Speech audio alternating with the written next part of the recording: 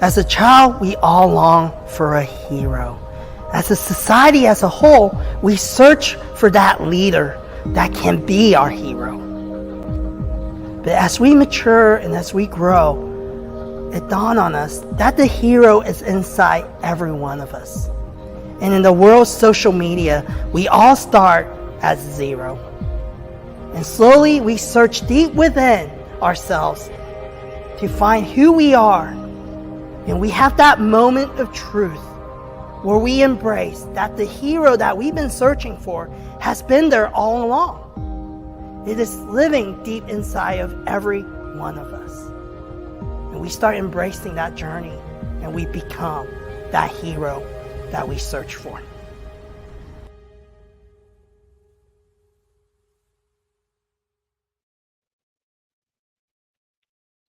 Good morning, everybody, and welcome to episode 79 of Zero to Hero. We've got a guest coming at you today. I have known about this brand, I think, since I was born. I mean, I have heard about Silverstein Eye Centers. It's the only eye center that I had known of, I think, until a few years ago when I was like, what other eye centers are out there? It's Steven Silverstein is our guest today from Silverstein Eye Centers. If you're from the Kansas City area, you definitely have seen this brand. You know this guy. Let's go ahead and bring him in. Steven, how are you this morning? Couldn't be better. Grateful to be here. Oh, well, I thank you for coming. You're certainly a Kansas City staple. I mean, you have built a humongous brand in Kansas City forever. So tell us, for people that maybe never visited the office, what all do you guys do there at Silverstein Eye Centers? We are a full-service, comprehensive ophthalmic eye practice. We have our main offices in the Blue Ridge Tower, right at the junction of Kansas City and Independence, right off I-70 and Blue Ridge Boulevard. We have an Odessa office as well, with a full-time doctor there, and we have our own surgery center in the Blue Ridge Tower, just on the floor right below our main offices. We provide a whole scope of ophthalmic services for any of your needs. If there's any subspecialty care that's required, we have an intimate relationship with the very best subspecialists in town. I'm one of the subspecialists in Kansas City that not only does complete comprehensive ophthalmology, but I'm a fellowship-trained corneal transplant, and external infectious disease specialist as well. We take care of glaucoma. We take care of macular degeneration, diabetic retinopathy, and of course, cataract surgery, LASIK, and reconstructive surgery, as well as oculoplastic surgery, and have a large center of excellence for dry eyes, and can take care of most everything for patient surgical needs as well. We have a full-time staff that's part of our practice, doing nothing but clinical research. And I've either been the principal investigator or medical monitor in over 130 clinical trials at this point that help bring new medications and new surgical techniques and technologies to the market to benefit our patients. So we have a deep understanding, long before things even come to market, what is on the horizon. And it's a privilege to participate in the development and FDA approval process for these new products. And that's one of the things that I love so very much about ophthalmology. There's so much attention and focus placed on eye care and eye diseases that the future is extraordinarily exciting for the things that are coming, especially with genetic engineering, embryologic research, et cetera, to help deal with diseases that we only can help stabilize but not cure today, may be preventable tomorrow. That's amazing. And talking about LASIK, when I was a little bit more of a spring chicken, that didn't exist. I mean, there was no correctiveness to that, right? So obviously we've seen some of that, and I'm sure you were involved in some of that work as well throughout the years.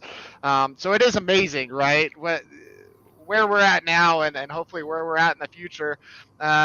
and you're a little bit modest because you're one of the best cataract surgeons in the entire country, if not the entire world, right? I think you've actually won awards for that. So it's absolutely amazing that you're not only helping patients, but you're also progressing the medical science of the eye, right, and fixing that. So Thank absolutely amazing.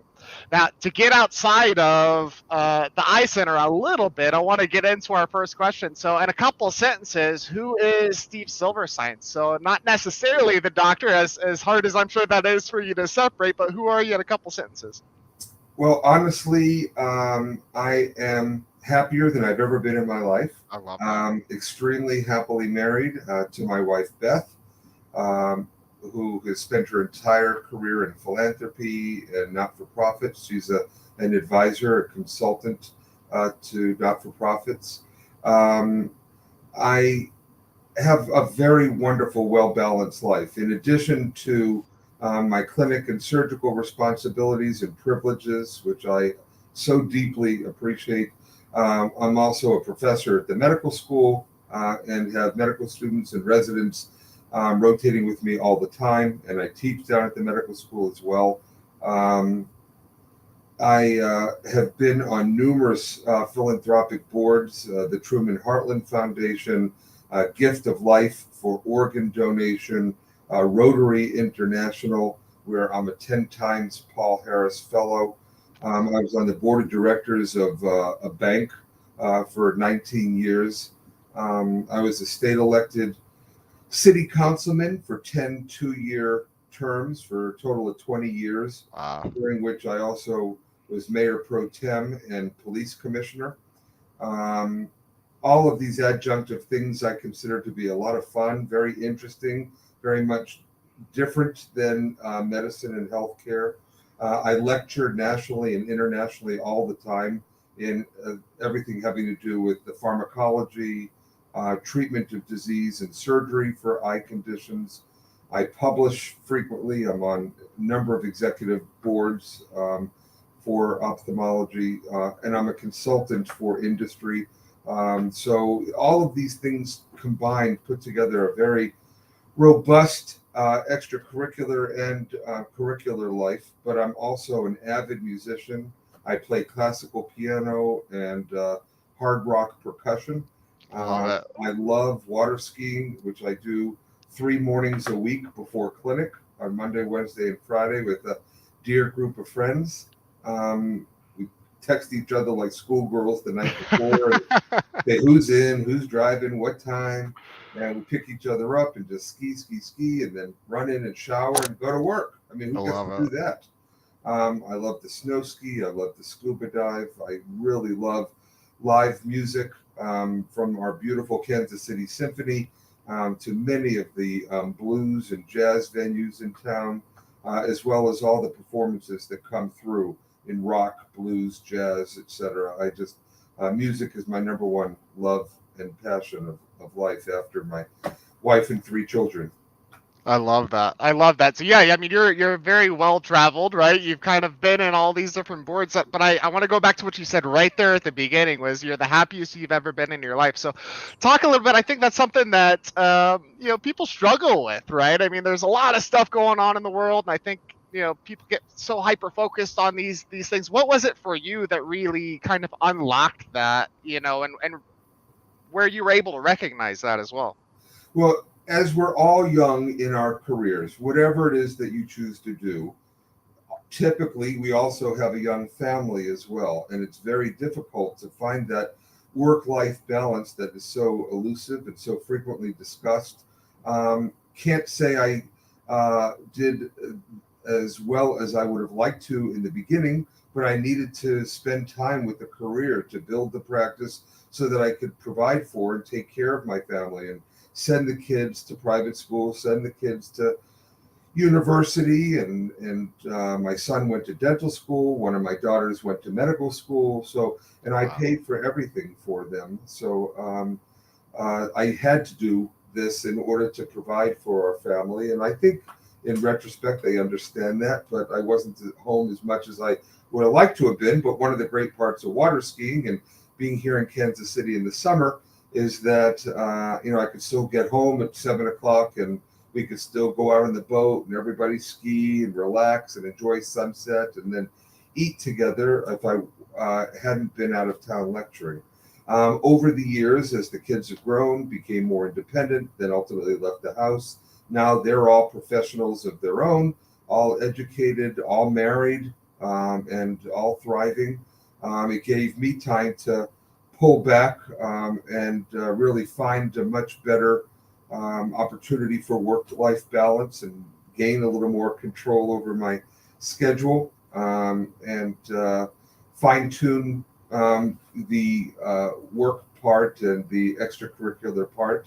My marriage to my wife Beth unequivocally is the most important reason why I'm as happy as I am. I mean, she is, I don't even have the words to describe how amazing she is. So supportive, so smart, so fun, so relaxing.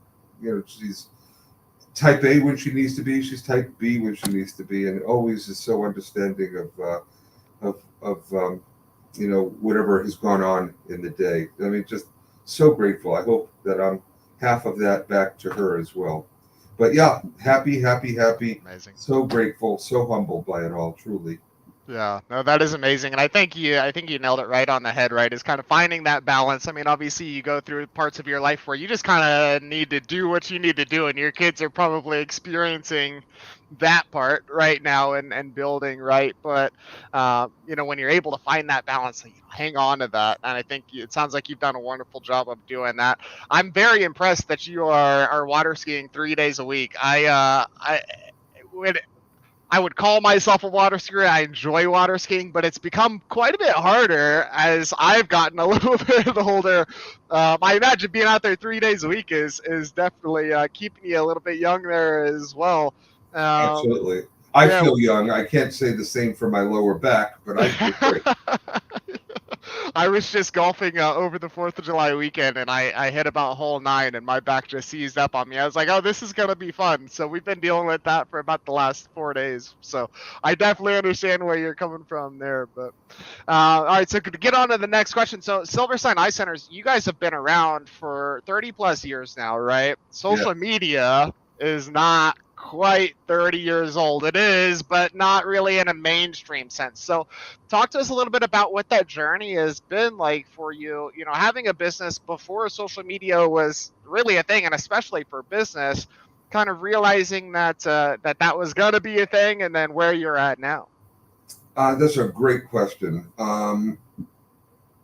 Before there was social media, whether we like it or not, it is important for certain specialties in medicine to market or advertise or establish a brand to create top of mind awareness. And that starts very importantly with putting what you do in the name of your business. A lot of times people come up with a business that's cute and clever, but it doesn't tell people what it is that they actually do with their goods or services that they sell. Silverstein Eye Centers is self-explanatory, and most business names need to be in order to be something that draws people in to you. You want top of mind awareness, and you want to give people or lead people with an action plan. This is what we do. Is this appropriate for you at this time or your family? And here's how to contact us. Here's how to reach us. So way long time ago, before there was LASIK, before there was social media, we were doing radiokeratotomy in the very early 90s, 90, 91, 92, and the 80s, even before that. And I put an ad in the movie theaters all around the area where everyone is focused and there to be visually stimulated, and they can't change channels. You're all focused at a giant screen. And at the top of the screen, it says nearsighted, and it's kind of blurry. And then it goes to the next slide 5 seconds later, and everything is clear. Then it says radiokeratotomy may be perfect for you. So I started doing it early on with pre-social media, and I've worked with a number of wonderful VIPs throughout Kansas City, sports figures, political figures, just people who have developed a great trust with the public, some of whom are DJs for and announcers for events. Mitch Holtis for the Chiefs, Frank White as both a Hall of Famer Royals and now state representative, other physicians and colleagues, working with the Chiefs itself and the Royals and the Mavericks. And I've established relationships with these people based on my care for them or with their families, and they've been very kind to give testimonies for the quality of service they've received and their trust in our facility. I ultimately took over where I was the first corporate partner with what at the time was the Independence Convention Center, and I morphed that into the Silverstein Eye Centers arena for 5.5 years. And as the corporate partner, got to work very closely with philanthropies and graduations and concerts and tractor pulls and gun shows and all the sports teams from the Royals to the indoor football team, our Comets, the indoor soccer team, the Mavericks are an incredible hockey team. If you haven't seen them, you need to. They're fantastic. And that relationship with the arena also gave me a lot of opportunity and a lot of exposure to meet a lot of wonderful people with whom to work. This ultimately, along the way, morphed into the utilization of social media, which is a mandate now in today's society. It's often the first touch point. I mean, back when I first started practice, the Yellow Pages was your biggest marketing tool. And now social media obviously plays a predominant role. And so we work very, very closely with our social media partners. We are on most platforms and easy to reach through there or through our website at silversteineyecenters.com to ask questions, to fill out enrollment paperwork and forms online, so you don't have to do that when you get here, to make appointments, etc. So social media plays an absolutely essential role in our work life today in a very positive way.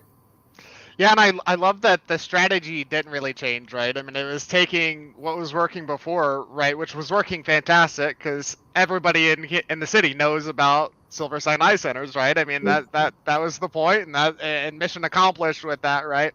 But when social media comes out, it didn't change for you. It seemed like it was okay. Let's take what's working here and we'll just move that onto this platform, right? Which is something that we talk about all the time. A lot of companies get stuck in, my Instagram following or my Facebook following, and it's like, what if that just disappeared tomorrow? What if Meta was gone tomorrow? What are you gonna do? And people like your company and you most definitely will survive, right? Because people know that name, right? It's not about the platform that it's on. It's about how you make people feel, right? And staying top of mind. And I love that that you're doing that wildly successfully. That's fantastic. Thank you, Gene. And I really have to give the majority of credit to the success of the practice, not to me. I have some wonderful doctors that work in the practice and a staff that is second to none. They're the ones who really deserve all the kudos for people wanting to come back, people recommending us to friends and family. But it's also very important for me to be super sensitive to the different demographics that we serve. On the one hand, things like cataracts, glaucoma, macular degeneration, we associate with an older demographic, maybe 50s and older, whereas things like LASIK, contact lenses, glasses, refractive surgery, infections, trauma, these things are more common in the younger age demographic, school age to upper 40s. So, and then a blend, a mix there in the 50s with all of this. So it's very important to know that you're speaking to a very diverse group of people who have different needs, different interests, who are looking for different clues to say, does this feel like the medical practice for me? Does this feel like a place that's going to be warm and welcoming and loving? And do they have integrity? Are they honest? And what is their experience? I mean, do these people know what they're doing? Are they going to take supreme care of me or my family or my children or my parents or grandparents? Are they just getting into this? Do they work in research? Are they active in the future of ophthalmology and eye care? Or are they just clinging to what they've heard at a meeting or what they remember from their training? So all of these things are going to check different boxes for different people, and it's my responsibility to be receptive, responsive, and malleable to make sure that I and the practice are giving the Kansas City populace everything that they want and everything they need in eye care. Truly. I love that you say that. Yeah, we actually had a dental event. We had a few local dentists come into our office, and we had some good speakers. Dr. Gordon was one of them, Dr. John Gordon, who had a wildly successful dental practice in the Northland for a long time before he retired. But one of the things he said really stuck with me. It was, when I leave that room, I want my dental assistant, or the next person that's coming in, or the hygienist, whoever it is in the practice, right, to pick up right where I left off, right? And he associated that to really being a leader and making everybody around him a leader, that we're all marching in the same way. And it sounds like you kind of have a similar culture and philosophy there at Silverstein as well.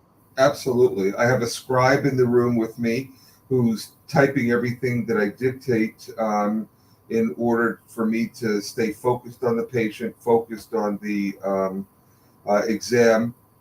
Nobody, even when I'm the patient, likes the doctor turning their back to them and spending all the time typing into a computer now with electronic medical records. So the scribe is doing all that as I'm dictating. And this way the patient is hearing what's going on.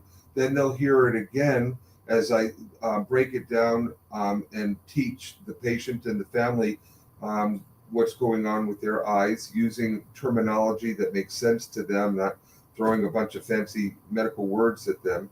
And then often, if the patient is referred by another doctor, they'll hear it a third time, because I always dictate in front of the patient so they know it got done. They can hear it again, and it really helps it stick. And it gives you more face time and more interaction time with the patient. And then, to your point, Gene, as soon as I'm gone, my incredibly experienced staff takes over from there. They get their prescriptions for medicines. They get their prescriptions for glasses. They are brought to the front desk for further scheduling, or to the surgical counselor for surgical scheduling. So it's a well-oiled machine that really starts and ends with an incredible staff. I'm so humbled to get to work with such an incredible team of people. I love that. I love that. All right, I want to get into a little bit more of the funner questions here with you, Steve. Okay, so every superhero has a defining moment. What do you think yours is when it comes to your life and career? As it pertains to the career, I really subscribe to Malcolm Gladwell's book, about 10,000 hours. Malcolm Gladwell, if you haven't read this book, interviewed some of the brightest and most successful people around the world: musicians, computer experts, Bill Gates, incredible sports legends, politicians, physicians, surgeons, inventors, teachers, professors, people from all walks. And what he realized was that success, really, regardless of what people were involved in, came down to doing what you do for at least 10,000 hours before you really become proficient and confident and competent, and are able to deliver a level and a quality of service that sets the bar, that defines the bar. And then you push yourself to even force the bar up higher. So the effort and the time that it took long after residency and fellowship training to just do what you do and to refine and to steadily learn, that's what put me on top, honestly. And that's what made me the surgeon I am today, and hopefully the physician I am today. But on a personal level, we are all the byproduct of the people who influenced us. And I have had the opportunity to stand on the shoulders of incredible giants in the field of ophthalmology and other fields of medicine that have taught me how to be as compassionate as I can be and as loving and focused on patient care as I can be. So there's no question that my mentors, my heroes, are very much a part of me. I think about them. My fellowship mentors, I got them to each sign a picture of themselves that I framed and have all these decades later still hanging in my main hallway as the people who were there as a reminder to me of my beginning, my roots. And that's why it's so important to me to serve as a mentor to new doctors, new fellows, new residents, new medical students, so that they get a sense of that as well. And on a personal level, just like each of you, the people that we interface with and our family members and our friends and colleagues in or out of business have all helped to make me the best person I strive to be. I'm far from perfect and always learning, always wanting to be a better parent, a better husband, a better doctor, a better friend. But I think that a true zest for life, a glass is half full attitude, an ability or at least the desire to be as organized and disciplined as you can be, to have really good time management skills, allows you to multitask and get a lot of stuff done in the course of your day. Yeah, you're definitely somebody that knows about that with the amount of boards that you've served on and having kids and having a wildly successful eye surgical center and research center as well, right? So you've definitely got a little bit of experience with wearing all the hats and juggling, right, for sure. But, I love that. You're 100% right. I think it is mindset. I think that's where it starts and that's where it stops, and bad things can happen. It's all about how you react to it. And bad things will happen, right? This is life that we're living, and nobody is perfect. So you're going to run into those things. But, as long as you're able to see through the tunnel, and get out the other side, I think that's where it all starts and where it stops right there. I love that. It's a great answer. Let me tell you one quick story Yeah. about what made me become a corneal transplant specialist. First Okay. of Yeah. all, what made me go into ophthalmology was getting nailed in the eye by a racquetball when I was in medical school. I'd never even been to an eye doctor before. And the doctor that cared for me seemed so happy. And I loved all the toys and lasers that he had. And it was just perfect for my level of OCD and eye coordination. I just fell in love with it. And then I did a rotation that he encouraged me to do with a corneal specialist who's now retired. And a resident came to him from another state to say that he had a disease called keratoconus and it was blinding his eyes. And if something couldn't be done about it, he was not going to get to finish his residency. And he was a 5th year general surgery resident. Wow. And the doctor took him by the hand and he said, son, you're going to be not only, your sight is not only going to be saved, but you're going to be an excellent surgeon. And he did corneal transplants on the guy and saved his career. And I was so blown away from that that was a defining moment for me. I knew right then and there I was going into ophthalmology and I was going to become a corneal specialist if it were in the stars for me to do so. Yeah, that is a fantastic story, and who knows how many lives that doctor ended up saving, right, or is still saving. Who knows, right? And that's just so powerful, that one person, that one thing that happened, you go in and it shifted the entire outlook of your life. So that's a fantastic defining moment. Now, every superhero has attributes that kind of define them, right? Superman's got the laser vision, Iron Man's got the suit. What are the attributes you feel or what define what a real life hero is? Humility is perhaps at the top of the list. It's a great one. It's incredibly important that you know how to set people at ease. No matter what you go into, but especially in healthcare, people are nervous. People are private. They don't want to turn their body and their physical space and their innermost secrets over to somebody, but they need to. And so it's critically important that you know how to communicate, how to make people comfortable and to know that they can trust you. The ability to help remove the butterflies from the patient while also instilling in them a level of confidence in yourself so that they know you know what you're doing, they know what you know what you're talking about. These are, no matter what it is, these are incredible things that will help you in no matter what you do.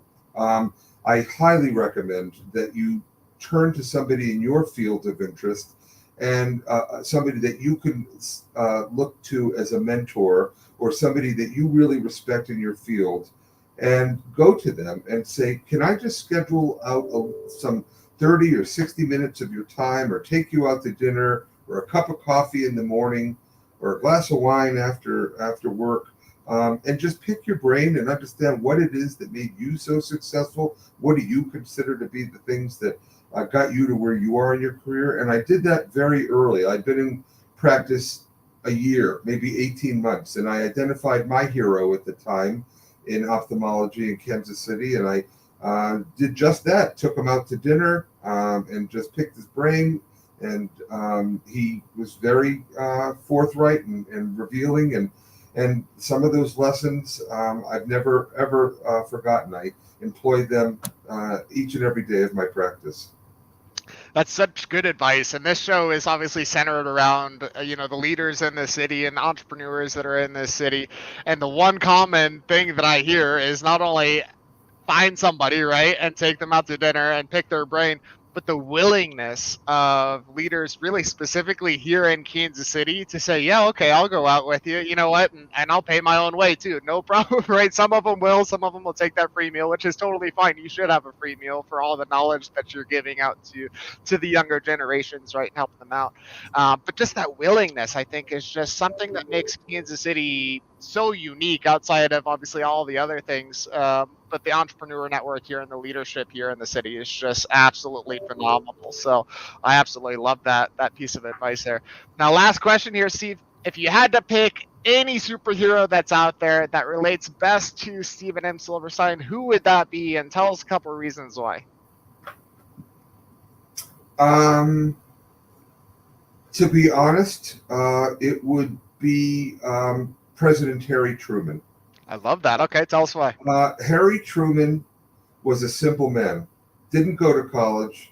He was a haberdasher by trade. He worked in clothing, and then encouraged to get into politics, lived here in Independence, was always seen with his wife Bess walking in the evenings, and totally approachable.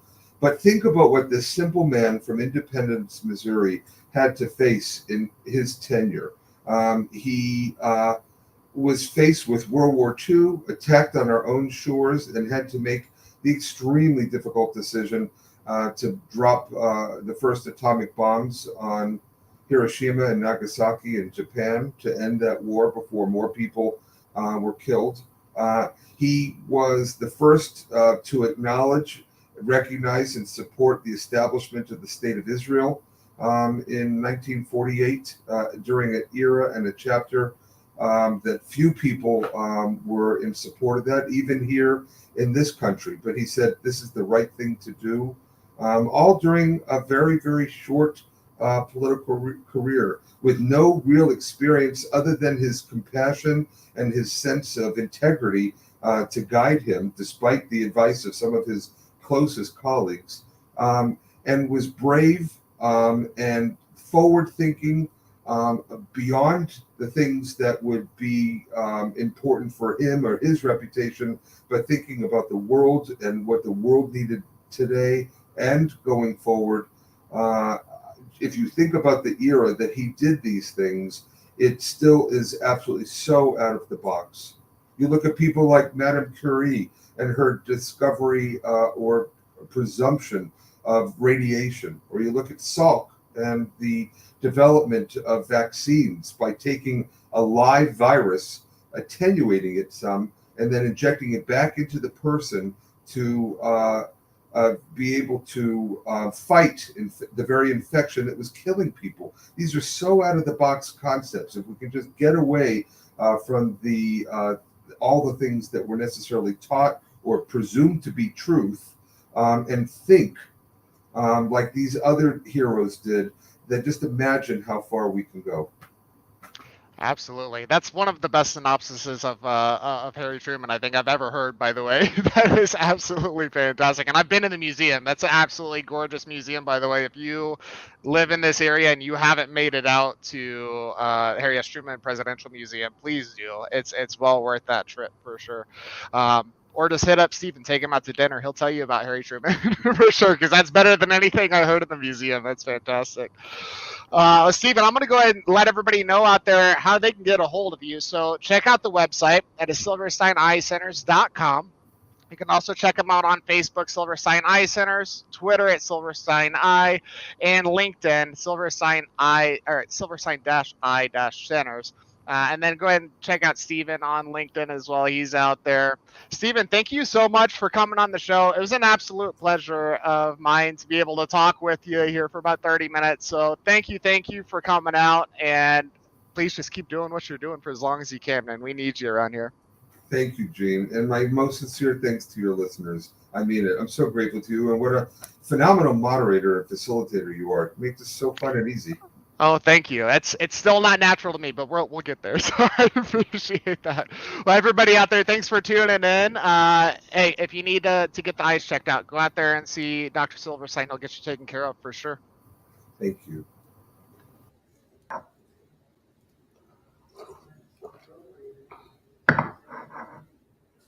Hey, are we still live? Hey guys, we're still live. Hey guys, this is Kevin Kwok, founder of J29 Creative Group. So who are we? We're a marketing agency here in Kansas City. We're all about a holistic approach to marketing that builds your brand and nurtures online community. But to be honest with you, you guys don't care.